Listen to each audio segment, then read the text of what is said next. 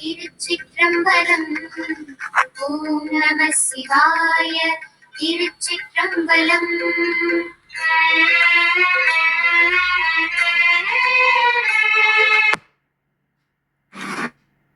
அனைவருக்கும் இனிய காலை வணக்கங்கள். ஓம் திருமூலர் திருவடிகள் போற்றி போற்றி. திருமந்திரம் 6ஆம் தந்திரம். திருவடி பேரில் இந்த 1601வது மந்திரம் சிந்திக்க உள்ளோம். நமது தளத்தின் குழுவின் முக்கிய அங்கத்தினரான தியாகராஜ் அவருடைய தாயார் அவர்களுடைய இறந்து தவிக்கும்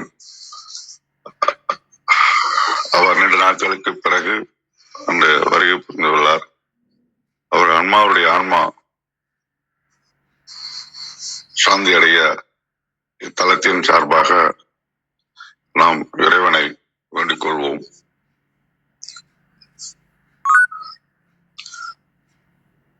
வணக்கம் ஐயா. இந்த பாடல் உங்களால பாட முடியுமா? உங்க குரல்ல கேட்டா நல்லா இருக்கும். சிறப்புங்கய்யா, சிறப்புங்கய்யா. கேக்குதாங்கய்யா? ஐயா வணக்கம். உங்க பண் குரல்ல பாடி. சிறப்புங்க, பாடுறேங்கய்யா. நன்றி நன்றி. ஐயா கேக்குதுல? நன்றிங்க ஐயா. சிறப்பு, பாடுறேங்கய்யா.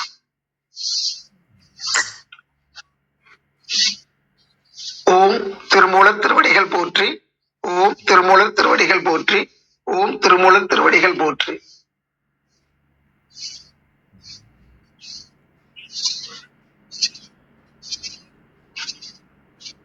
முடிமன்னராய் மூவுலகம்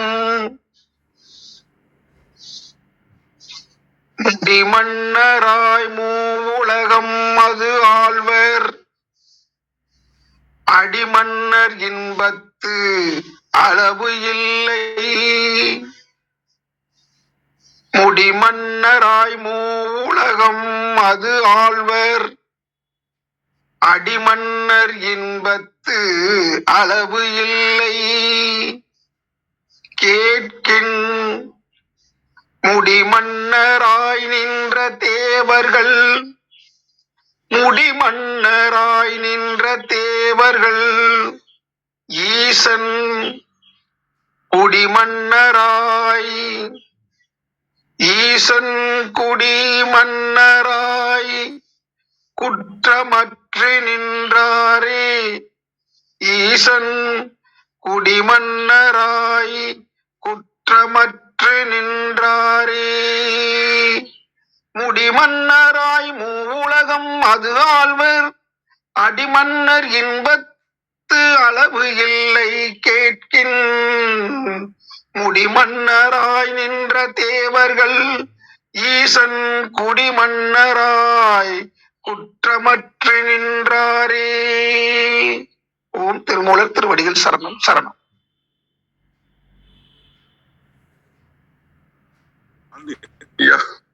வாருங்கள் கௌரியம்மா.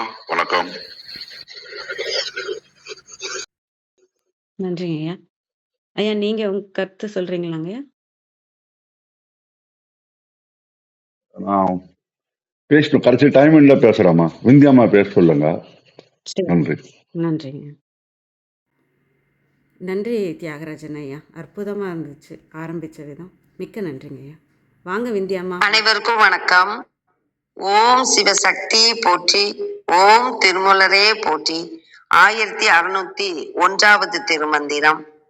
ஆட்சி வேண்டாம் அடிப்பணியும் மாட்சி போதும். திருமந்திரம். முடிமன்னர் ஆகின் மூவுலகம் அது ஆழ்வர் அடிமன்னர் இன்பத்து அளவில்லை. கேட்கின் முடிமன்னராய் நின்ற தேவர்கள் ஈசன் குடிமன்னராய் குற்றமற்று நின்றாரே.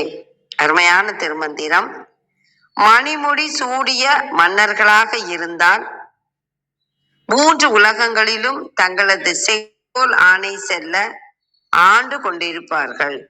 ஆனால் இறைவனுடைய நிழலையே பேரின்ப பேராக கருதும் சிவனடியாரோ இதுவே பேரின்பம் இதைவிட மேலானது அல்ல அரச பதவியும் ஆட்சி உரிமையும் என்று மகிழ்ந்து மன நிறைவுடன்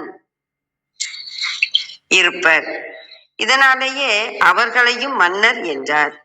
மேலும் மணிமுடி சூடாமலே மன்னர்களைப்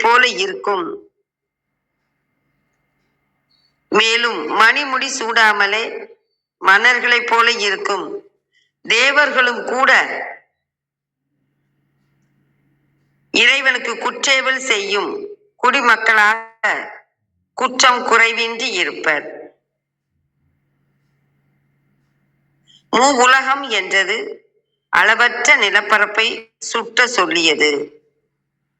அடிமன்னர் திருவடி பணியும் பக்தர்கள் கேட்கின் எண்ணி பார்த்தால் குடிமன்னர் வழி அடிப்பணியும் குடிகள் குற்றம் ஆணவம் முதலான மன அழுக்கு. கழக வெளியீட்டில்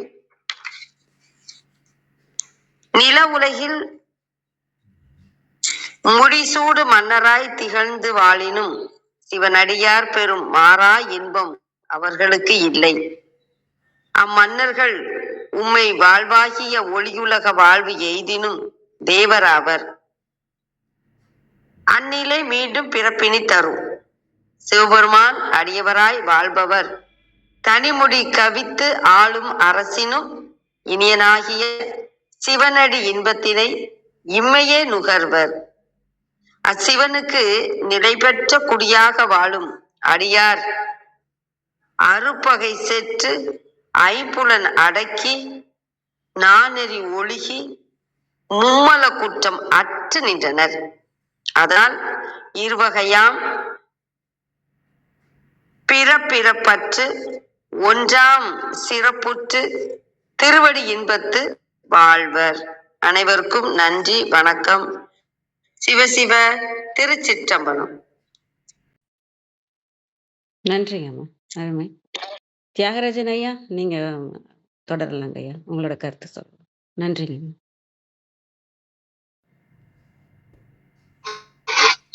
சிறப்புங்கம்மா. ரொம்ப அற்புதமா எப்பவும் போல அம்மா அற்புதமா பதம் பிரிச்சு சொன்னாங்க. நன்றி. இறைவனுடைய திருவருளால இந்த மந்திரத்தை சிந்திக்கக்கூடிய வாய்ப்பு நமக்கு கிடைத்திருக்கிறது. முடிமன்னராய் மூவுலகம் மது ஆழ்வர் அடிமன்னர் இன்பத்து அளவு இல்லை. முடி அடி, முடி என்று சொல்லும் போது நம்ம உலகத்துல எல்லாருமே ஆட்சி செய்து கொண்டுதான் இருக்கிறோம். எதை என்று பார்த்தா புலன்களை, பஞ்ச பூதங்கள், நிலம், நீர், நெருப்பு, காற்று என்பது, ஆகாயம் என்பது. இப்ப இந்த உடலை எடுத்துக்கொள்ளும் போது பஞ்சபூதங்கள் தான் இயங்கிக் கொண்டிருக்கிறது. அப்ப பஞ்சபூதங்களுடைய தன்மைகளை அறியக்கூடிய வகையில நமக்கு அதனுடைய ஆற்றல் வெளிப்படும் போது கண்ணு, காது, மூக்கு, நாக்கு, தோல் என்று சொல்லக்கூடிய பஞ்ச இந்திரியங்கள் நமக்குள்ள வரும்.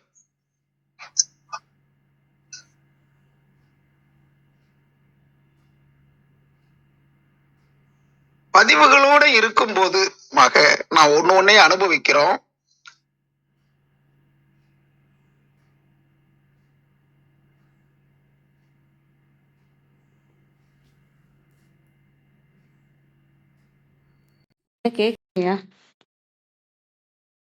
அப்ப அந்த மாதிரி புலன்களை ஆகிய தன்மையில வரும்போது அடிமன்னர் இன்பத்து அளவு இல்லை. அப்ப மனதிற்கு அடித்தளமாக அந்த புலன் உணர்வை, இன்பங்களை அனுபவித்துக் கொண்டிருக்கின்ற இறைவனுடைய அந்த தன்மையை அறியும் போதுதான், அதாவது மனசுக்குள்ள அடித்தளமாக இருந்து கொண்டு எல்லாத்தையும் அறிந்து கொண்டிருப்பது அறிவுதான். எல்லாத்தையும் அறிந்து கொள்வதனாலதான் அதுக்கு அறிவுனே பேரு. அதை உணரும் போது அந்த கிடைக்கக்கூடிய அந்த இன்பத்துக்கு அளவே இல்லை. அதை நல்லா நம்ம புரிஞ்சுக்கணும். அப்ப இந்த புலன்கள்ல சிக்கி கொண்டிருக்கிற வரைக்கும் இன்பத்தை அனுபவிக்கிறோம். ஆனா புலன் இன்பத்துக்கு அடித்தளமாக இருக்கக்கூடிய அந்த இறைவனுடைய தன்மையை உணரும் போதுதான் பேரின்பம் என்பது வருகிறது. அதுக்கு அளவே இல்லை. எல்லாம் அதாவது புலனின்பங்கள் நமக்கு ஒரு சலிப்பை ஏற்படுத்திடும். அந்த பேரின்பம் என்பதோ சலிப்பில்லாத தன்மையில இருக்கும்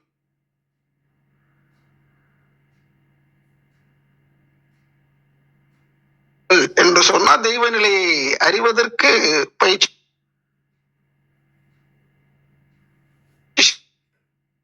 செஞ்சுக்கிட்டு இருக்கிறவங்க தான் அந்த புலன்களை ஒழுங்குபடுத்தி அற வழியில குருமார்கள் என்ன காட்டுறாங்களோ அதன்படி செயல்படும் போது அவங்களுக்கு அங்கே குற்றம் குறை என்பதே எதுவுமே இருக்காது. எதையுமே தவறா இறைவனுக்கு குற்றம் என்று சொன்னாலே குறுக்கீடு, இறைவனுடைய இயற்கைக்கு குறுக்கீடு, சமுதாய செயல்களுக்கு குறுக்கீடு செய்வது. அப்ப குறுக்கீடு செய்யாத அளவுக்கு என்ன இருக்குதோ அக்செப்ட் அஸ் இட் இஸ் என்ற அளவுல உள்ளதை உள்ளபடியே ஏற்றுக்கொண்டு அந்த புலன் மயக்கில சிக்கி கொள்ளாம, உலக பற்றுகள்ல சிக்கி கொள்ளாம இறைவனுடைய திருவடியை பற்றி கொண்டு வாழ்வார்கள். ஈசன் குடி. அப்ப ஈசன் இறைவன் நமக்குள்ள இருக்கிறான், இறைவன் எனக்குள்ள இருக்கிறான், அவன் தான் ஆற்றலாக அறிவாக எல்லாவற்றிலும் நிறைந்து இருக்கிறான். எல்லாம் வல்ல அந்த முழுமுதற் பொருளே என்னுள் இருக்கிறது, அறிவாக இருக்கிறது, ஆற்றலாக இருக்கிறது, அதுவே பூரண பொருள், அதுவே நித்திய பொருள் அப்படிலாம் உணர்ந்து இருக்கும் போது அங்கே தூய தன்மையில, தெய்வீக தன்மையில, எல்லோரும் வணங்கக்கூடிய தன்மையில இருப்பார்கள் என்று குறிப்பிடுறாங்க. அதனால புலன்கள்ல வெல்ல வேண்டும், அரசனாக திகழ வேண்டும், நமக்கு அடித்தளமாக இருக்கக்கூடிய அந்த தெய்வ நிலையை உணர வேண்டும் என்பதே இப்பாடலின் கருத்தாக, இந்த மந்திரத்தினுடைய கருத்தாக அடியேன்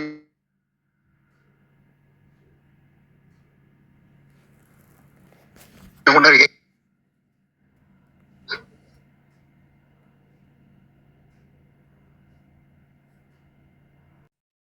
நன்றிங்க ஐயா. அற்புதம். நீங்க ஓதுனதும் அருமை, விளக்கமும் அருமை ஐயா. மிக்க நன்றி. வாங்க கிருத்திகா அம்மா. வணக்கம் அம்மா. நீங்க உங்களோட பார்வையை வச்சிடுங்க கௌரிமா, அதுக்கப்புறமா நான் வரேன். சரிங்கம்மா. அனைவருக்கும் அன்பு வணக்கம். ஓம் நந்தியம்பெருமான் திருவடி போற்றி, ஓம் திருமூலர் திருவடி போற்றி, ஓம் நம சிவாய. திருமந்திரம் 1601. முடிமன்னர் ஆகி மூவுலகமதாழ்வர் அடிமன்னர் இன்பத் தளவில்லை கேட்கின் முடிமன்னராய் நின்ற தேவர்கள் ஈசன் குடிமன்னராய் குற்றமற்று நின்றாரே. Translation: The crowned kings may have sway over the three worlds. In truth, the joy is unlimited to those who have reached the feet. The celestials who are the crowned kings turned into vessels of the Lord and became free from blemishes. நிறைய பார்த்துட்டோம், விளக்கம் பார்த்துட்டோம். முடிமன்னராகி இந்த உலகத்தை ஆள்றவங்களும், ஆனால் இறைவன் திருவடியில் இருக்கிற இன்பத்துக்கு அளவில்லை. அந்த அளவுக்கு இருக்க முடியாது. ஏன்னா அது நிரந்தரமான இன்பம் இல்லை.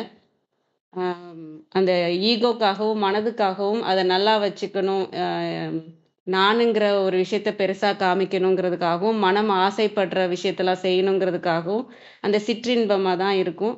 ஏன் சிற்றின்பமாக தான் இருக்கும்னா, நம்ம ஏன்னா விதியில தான் இருப்போம். மனமும் உடம்பும் விதிக்கு உட்பட்டது தான், அதுபடி தான் நடக்குன்றதுனால அந்தபடி தான் இருப்போம். ஆனால் இறைவன் திருவடியை சேர்ந்தவங்களால அந்த ஈசன் குடிமன்னராய் அப்படி ஆகினவங்க குற்றமற்று நிற்பாங்க அப்படிங்கிறது தான். அதே பொருள் தான், எளிமையாக இருக்கிற மாதிரி தான் பார்க்குறேன்.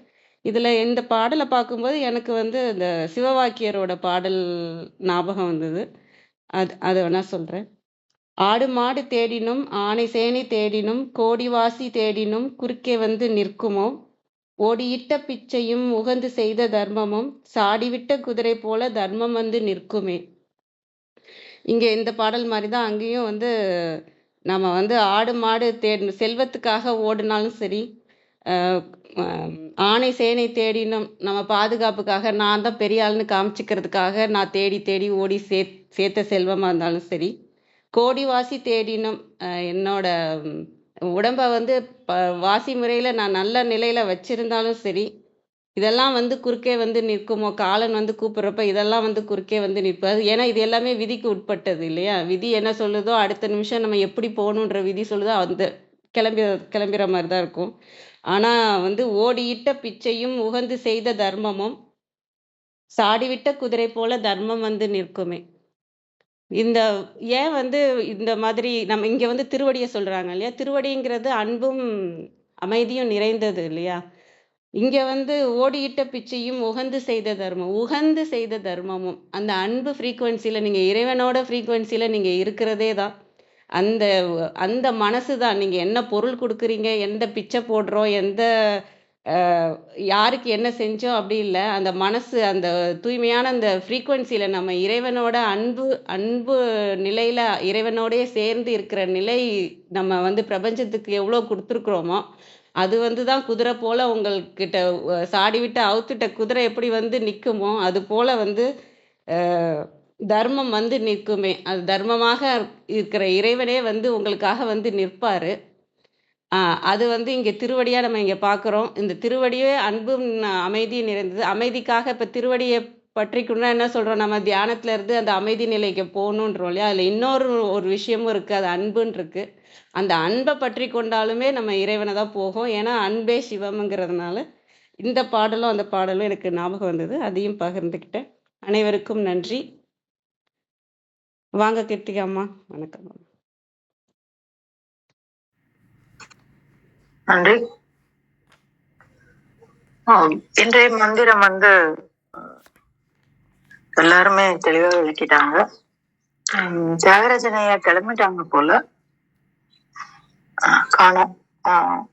அவங்களுடைய தாயாரினுடைய மறைவுக்கு எங்களுடைய ஆழ்ந்த வருத்தங்கள், பிரார்த்தனைகள். அவர்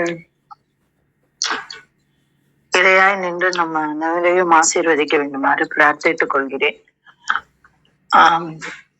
இன்றைய மந்திரத்துல வந்து ஒரு குறிப்பிட்ட விஷயம் பார்க்கணும் அப்படின்னாக்கா, இது அண்டத்துல பிண்டத்துல ரெண்டு விதமா பார்க்கணும்.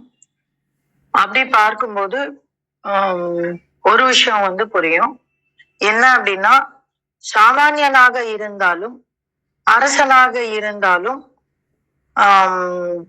இரண்டு பேருமே யாருதான் அப்படின்னாக்க குடிமன்னராய். யாருக்கு குடிமன்னராய் அப்படின்னாக்க அடிமன்னருக்கு குடிமன்னராய் இருக்கிறார். அப்போ இந்த இடத்துல சிவனடியாரின் பெருமை வந்து சொல்ற மாதிரி பார்க்கலாம்.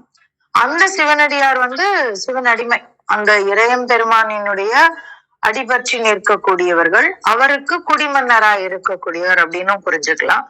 இல்ல யாரா இருந்தாலும் இறைவனுடைய குடிமன்னர் தான் அப்படின்னும் ஒரு பொருள் நம்ம இந்த இடத்துல புரிஞ்சுக்கலாம்.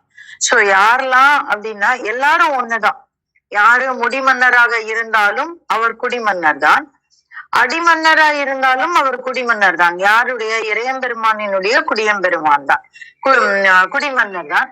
முடிமன்னராய் இருந்தாலும் யாருதான் அப்படின்னாக்க அதாவது ஒரு தனி மனிதனாக இந்த இடத்துல அப்பவும் யாருதான் அப்படின்னா அது அவனுடைய குடிமன்னர் தான். சோ எல்லாருமே அவனுடைய காலடியில தான் இருக்கும். இதுல நம்ம எப்படி அந்த அந்த கடமையை நிறைவேற்ற வேண்டும் அப்படிங்கிறதுக்கு தான் இந்த இடத்துல ஒரு இது இருக்கு. என்ன சொல்றாரு அப்படின்னா, முடிமன்னராகின் உலகம் ஆழ்வர் அப்படின்னு சொல்றாரு. அப்போ அந்த உலகங்களையும் ஆளக்கூடியது. இப்ப நம்ம உடம்புல பார்த்தோம்னா உலகம் என்னது அப்படின்னாக்கா, விஷ்ணு கிரந்தி, பிரம்ம கிரந்தி, இன்னொரு கிரந்தி இருக்கீங்க, மூன்று முடிச்சுக்கள் இருக்கு இல்லையா? இந்த மூன்று முடிச்சுக்களை வந்து ஆளக்கூடியது. அதாவது இந்த உடல் மொத்தமும் நம்முடைய ருத்ர கிரந்தி. ஆமாய்யா, நன்றி நன்றி. ருத்ர கிரந்தி. இந்த மூன்று கிரந்திகளையும் ஆளக்கூடியது, அதனுடைய வியாபகத்தில் நாம் இருக்கக்கூடியது. அப்ப இது வந்து புத்தியால நான் என்கின்ற தன்மையினால் வரக்கூடியது. அப்போ முதல் வரிக்கு என்ன அப்படின்னா, அறிவின் மூலமாக இறைவனை அடைவது. அப்போ உலகம் ஆழ்வர். அப்ப இந்த உடல் அப்படிதான். ஆனா அதுவே ஃபைனல் கிடையாது. நான் என்னை அறிந்து கொண்டேன் அப்படின்னா இந்த உடலை அறிந்து கொள்வதல்ல, இந்த மூன்று கிரந்திகளின் ஆளுமையில் இருந்து ஒரே ஆளுமைக்கு மாறுவது அல்ல. என்ன அப்படின்னா அந்த இறையம்பெருமானை அறிந்து கொள்வது, அப்படிதான் புரிஞ்சுக்கணும். அப்போ அடிமன்னர் இன்பத்து அளவில்லை கேட்கின் அப்படின்னு சொல்றாரு. அப்போ அந்த ஓகே, அப்போ என்ன நடக்கிறோம் இங்க? அடிமன்னர்னா யாரு? சிவனடியார்கள். அவர்களுடைய தன்மை என்ன? பக்தி செய்வது, இறையம்பெருமானோடு ஒன்று இருப்பது. ஆனா இந்த இடத்துல அந்த பக்தியின் பார்ப்பட்டு நம்ம நிறைய விஷயங்கள் செய்வோம். இந்த மாதிரி ஒரு சில சத்சங்கத்துல இருப்போம், கோயில் கட்டுவோம், இன்னும் நிறைய விஷயங்கள் பக்தினால செய்வோம், பிரசங்கம் பண்ணுவோம், 4 பேரை சேர்த்து வச்சுட்டு பஜனை பாடுவோம், இதெல்லாமே நடக்கும். அதுவும் பேரின்பம் தான். ஆனால் அந்த பேரின்பத்திலையும் என்ன நடக்க கூடாது அப்படின்னாக்க, நம்மளுடைய அந்த ஆணவம் தலைக்கு மேல ஏறக்கூடாது. அது ஒண்ணு இருக்கு. அப்போ அதுவும் அளவில்லைதான். ஆனாலும் நம்ம மனசுக்குள்ள என்னதான் தோணணும் அப்படின்னா, பக்தி பண்றதுனாலே நம்ம பெரிய ஆள்னு நினைச்சுக்க கூடாது. நம்ம குடிமன்னராய் குற்றமற்று நிற்க வேண்டும் அப்படிங்கிறத நம்ம புரிஞ்சுக்கணும். முடிமன்னராய் நின்ற தேவர்கள் ஈசன் தேவர்கள் அப்படின்னு பண்ணலாம். இப்ப இந்த மாதிரி இருக்கும் பொழுது இந்த இந்த அடுத்த பிறவிய சொல்றாரு. இப்ப நம்ம 3 உலகங்களையும், அதாவது நம்மை ஆளக்கூடிய தன்மையை பெற்றுட்டோம்னா என்ன நடக்கும் அப்படின்னாக்க, அடுத்த பிறவியில நம்ம மற்றவர்களை ஆளக்கூடிய தன்மைக்கு வரலாம். அது ஒண்ணு. பக்தியில பெருகி நின்னாலும் அதற்கும் ஒரு வினை உண்டு. நல்வினை தீவினை ரெண்டுக்கும் பிறப்பு உண்டு. அப்போ வினையற்று இருக்க வேண்டும். அதனால்தான் குற்றமற்ற அப்படின்ற ஒரு வார்த்தைய சொல்றாரு. அப்ப எது பண்ணினாலும் கடைசியில குற்றமற்று நிற்கக்கூடிய தன்மையை நாம் அடைய வேண்டும். அப்போ அது எப்பதான் கிடைக்கும் அப்படின்னாக்க, ஈசன் குடிமன்னராய் மாறும் பொழுது மட்டுமே கிடைக்கும். அப்படின்னா கர்ம வினைகள் போகி நம்ம என்ன வேலை செஞ்சாலும் அதுல நன்மையும் சேரக்கூடாது, தீமையும் சேரக்கூடாது. நம்ம நினைப்போம் கடவுளுக்கு இப்ப நம்ம இதுக்கு போக ஆரம்பிச்சிட்டோம், கோயிலுக்கு போக ஆரம்பிச்சிட்டோம், நம்ம கஷ்டம் எல்லாம் விலகுது, இன்னும் நிறைய செல்வம் சேருது, அப்ப இன்னும் கோயிலுக்கு போ. தப்பு. செல்வம் சேர்க்கிறது எதுக்காக? செல்வம் சேர்றது எதுக்காகனா, நீ எந்த வேலையும் இல்லாம இறைவனுடைய மன எண்ணத்துல நீ இருக்கணுங்கிறதுக்காக தான். திருப்பி செல்வம் சேர்றதுக்காகவே கோவிலுக்கு போற ஒரு வேலையா வச்சுக்கிட்டோம்னு வச்சுக்கோங்களேன், அது வேற ஒரு வினையை நமக்கு தந்துவிடும். அப்ப அதே மாதிரி குற்றமற்று நிற்க வேண்டும் என்றால் நாம் குடிமன்னராய் இருக்க வேண்டும் அப்படிங்கிறதுதான், அவனுடைய அடிபற்றி இருக்க வேண்டும். அதுதான் திருவடி பேரு. இல்ல அப்படி இருந்தால் நம்முடைய குற்றங்கள் விலகும் அப்படின்னும் நம்ம இந்த இடத்துல புரிஞ்சுக்கலாம். மொத்தத்துல என்ன வேலை வேணா செய்யலாம். இதுல ஒரு பொருள் சொல்லுவாங்க, குற்றமற்று நிற்கக்கூடிய முடிமன்னராக இருந்தால் அவர்கள் ஈசன் குடிமன்னராய் மாறுவார். அதாவது அவருக்காக வேலை செய்யக்கூடிய ஒரு தன்மையை பெறுவார் அப்படின்னு. அதாவது ராஜாவா இருந்தா கூட தன்னுடைய நெறியில் இருந்து வழுவாமல் அந்த நேரத்திலேயே மூவுலகையும் ஆளக்கூடிய தன்மையிலும் கூட இறைவன் அடிபற்றி நின்றால் அவர் மீண்டும் ஈசனாகவோ பிரம்மனாகவோ விஷ்ணுவாகவோ இல்லைன்னா ருத்ரனாகவோ இருந்து அவருக்காக ஈசனுக்காக வேலை செய்யக்கூடிய ஒரு தன்மையை பெறுவர். அதாவது தேவர்களாக மாறுவர் அப்படின்னும் நம்ம இந்த இடத்துல ஒரு பொருள் புரிஞ்சுக்கலாம். மொத்தத்துல எது பண்ணாலும் கர்மவினை உண்டு. எப்பொழுதுதான் குற்றமற்று விலகும் என்றால் நாம் ஈசனுடைய குடிமன்னராய் போகும் பொழுது குற்றமற்று நம்மால் இருக்க முடியும். எது குற்றம்? மாயாமலங்கள் தான் குற்றம். இதை பற்றி இன்னும் சொல்ல தேவையில்லை நமக்கு. சோ அத்தகைய ஒரு மந்திரம், அதை உங்களோடு பகிர கிடைத்த இந்த காலை வேளைக்கு நன்றி சொல்லி என்னுடைய பகிர்தலை முடித்துக் கொள்கிறேன். நன்றி. மிக்க நன்றிம்மா, நல்ல தெளிவான விளக்கம் கொடுத்தீங்க. மிக்க நன்றி. வாங்க கவியரசு ஐயா. வணக்கம் ஐயா. வணக்கங்கம்மா, அனைவருக்கும் வணக்கம். இந்த மந்திரத்துக்கு எல்லாருமே நல்லா விளக்கம் சொல்லியிருக்கீங்க. என்னுடைய பார்வை ஒரு சில வினாடிகள் மட்டும். இதில் மும்மலங்கள் சரி, அதுக்கு முன்னாடி 3 உலகம் இங்கே நம்ம இந்த மந்திரத்தில் குறிப்பிடுறது. பொதுவாக எல்லாருக்கும் 3 உலகம், தேவலோகம் அதாவது சொர்க்கம் அப்படிங்கிறது, அப்புறம் பூலோகம் மனிதர்கள் வாழக்கூடிய இது, தேவலோகம்னா தேவர்கள் வாழக்கூடிய உலகம் அப்படிங்கிறதாவும், அப்புறம் பாதாளம் இல்லாட்டி நரகம் அப்படிங்கிறது அது அசுரர்கள் நரகர்கள் இருக்கக்கூடியது அப்படிங்கிறதா நம்ம பொதுவாக அந்த ஒரு பார்வை இருக்கு. இதை தாண்டி இப்போ கிருத்திகாமா சொன்ன மாதிரி அகம்புறம் அப்படின்னு சொன்னாங்க. அதை கொஞ்சம் ஆழ்ந்து நம்ம சிந்திச்சோம்னா என்னுடைய பார்வைக்கு எப்படி இது படுதுன்னா, நம்ம 3 மாயை சொல்றோம். மும்மலங்கள் இல்லைங்களா? ஆணவம், கண்மம், மாயை. இந்த உயிரானது வந்து ஒரு உடலை எடுக்குது. ஏன் உடலை எடுக்குது? இறை அனுபவத்தை அடையறதுக்கான வழியை தேடுறதுனால அந்த உடலை எடுக்குது. அதுதான் வந்து ஒரு ட்ரூ யூகோ, உண்மையான ஆணவம் அப்படின்னா அதுதான் வந்து உடலை எடுக்கிறது தான். ஏன்னா இப்போ ஒரு நம்ம தண்ணி இருக்கு கையில, ஏதோ ஒரு பாத்திரத்துல தண்ணி வச்சிருக்கிறோம். அதை வந்து நம்ம ஏதோ ஒரு இதுல நம்மளால வந்து ஒரு இடத்துல இருந்து இன்னொரு இடத்துக்கு அந்த தண்ணியை கடத்த முடியுமா? நம்ம வேற ஏதாவது டம்ளரோ இல்ல பானையோ ஏதோ ஒரு உபகரணம் இல்லாம ஒரு இடத்துல இருந்து இன்னொரு இடத்துக்கு அதை கடத்த முடியுமா அப்படின்னா கிடையாது. ஸோ அதை எடுத்துட்டு போறதுக்கு ஒரு இது தேவை, ஒரு பொருள், ஒரு மீடியம் தேவை.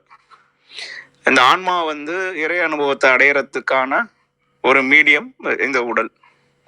அப்போ இந்த உடல் அப்படிங்கிறது இது வந்து இது ஆணவம். That is what the ego. இதை தாண்டி வந்து நம்ம கண்மம், மாயை இதெல்லாம் எப்படி இருக்குன்னா, இது வந்து நமக்கு ஒரு 3 உலகங்களா பொருட்படுத்தி பார்க்குறாங்க. அதாவது உடல் வந்து நமக்கு இருக்கிற பேரியர். 2வது பார்த்தீங்கன்னா மனது. உடல் உருவாச்சுன்னா மனம் இல்லாமல் இருக்கா? மனமும் உருவாகிடுது. இதுக்கு மேலே வந்து நமக்கு புத்தி அப்படிங்கிற கூடிய ஒரு விஷயமும் வந்து உருவாகுது. இந்த 3 உலகங்களை வந்து நம்ம கடந்தாதான் நம்மளால வந்து இந்த இறை அனுபவத்தை அடைய முடியும், இறைவன் திருவடியை வந்து சேர முடியும். இப்போ இறைவன் திருவடி இந்த 3 உலகத்துல இருக்கிறவங்க பிசிக்கல் வேர்ல்ட்ல நம்ம வந்து பயணிச்சுட்டு இருக்கிற வரைக்கும் இது என்ன நினைக்கிறோம்னா, நம்ம வந்து இந்த உலகத்துல வாழ்றதுக்கு நமக்கான தகுதி இருக்கு, நம்ம அதுக்காக தான் படைக்கப்பட்டோம் அப்படிங்கிற அந்த ஒரு பொய்யான ஒரு இதுல வந்து பயணிச்சுட்டு இருக்கிறோம். இது வந்து உண்மையான இன்பம் கிடையாது.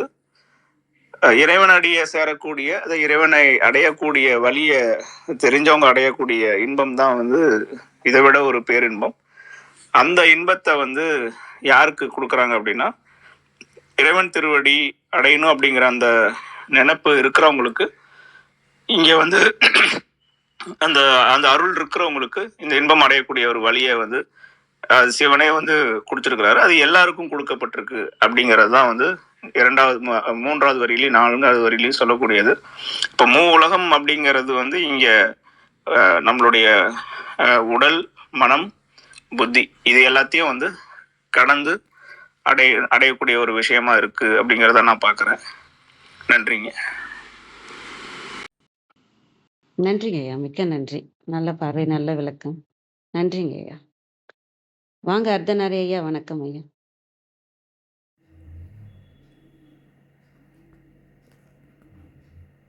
சத்யநாராயணன் சார், வேற யாராவது கேக்குறாங்களா, சொல்றாங்களா? சரி, இன்றைக்கான சார் சொல்லுங்க சார். கௌரியம்மா சொன்ன பாடலை பதிவிட சொல்லி நன்றி நன்றி. ரைட், இன்றைக்கான நம்ம ஓதி நிறைவு பண்ணக்கூடிய பாடல் வந்து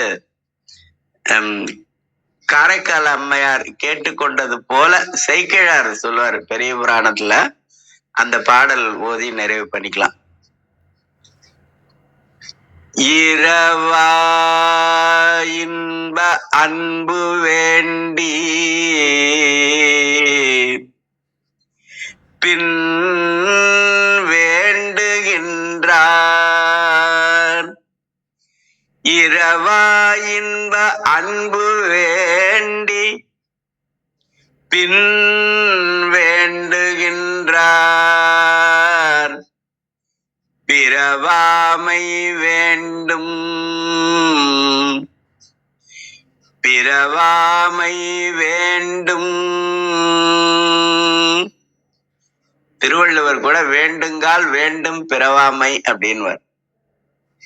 இரவா இன்ப அன்பு வேண்டி பின் வேண்டுகின்றார். பிறவாமை வேண்டும், மீண்டும் பிறப்பு உண்டேல். பிறவாமை வேண்டும், மீண்டும் பிறப்பு உண்டேல். உன்னை என்றும் மறவாமை வேண்டும். இரவா இன்ப அன்பு வேண்டி பின் வேண்டுகின்றார். பிறவாமை வேண்டும், மீண்டும் பிறப்பு உண்டேல். உன்னை என்றும் மறவாமை வேண்டும். இன்னும் வேண்டும். அறவா நீ ஆடும்போது உன் அடியின் கீழிருந்து மகிழ்ந்து பாட என்றார். ஆடும் பரிவேல் அணி சேவலன பாடும் பணியே பணியாயருள்வாய். சிவா திருச்சிற்றம்பலம். வாழ்க சீர் அடியாரெல்லாம். நன்றி. நன்றிங்க ஐயா, அற்புதம் ஐயா, மிக்க நன்றி. இது சிவவாக்கியர் பாடல் கையில இல்ல. நான் டைப் பண்றதுக்குள்ள டைம் ஆயிடும். நான் நாளைக்கு கண்டிப்பா காப்பி பண்ணி எடுத்துட்டு வரேன். நாளைக்கு நான் கொடுக்குறேங்க. அது ஓதும் பாட்டா வச்சுக்கலாம். நன்றி. நன்றி. நன்றி. வேற எதுவும் கேள்வி கருத்து ஏதாவது இருக்குங்களா?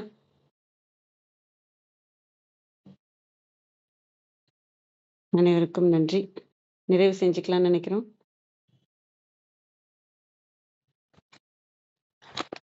நன்றி. இன்று எங்களுடன் இணைந்த அனைத்து உள்ளங்களுக்கும் எங்களது மனமார்ந்த நன்றிகள்.